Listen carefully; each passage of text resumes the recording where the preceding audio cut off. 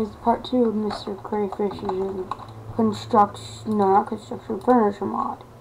So I was turning this on and I was looking for something still for the next part. I'm just gonna turn that TV off. Next is this little fire thing. So if you push right here,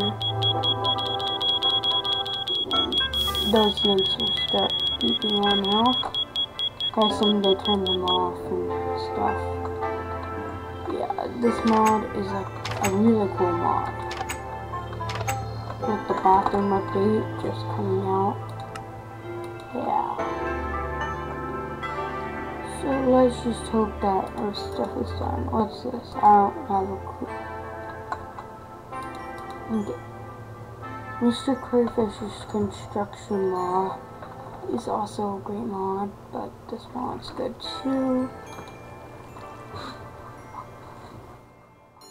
So let's just wait for that stuff to cook and grab it out. My little meat that I put in at the end of the last video. Let's see. See it. Oh my god. Mr. Crayfish's furniture mod is so laggy. Okay guys, so I'm just gonna put a link in the description.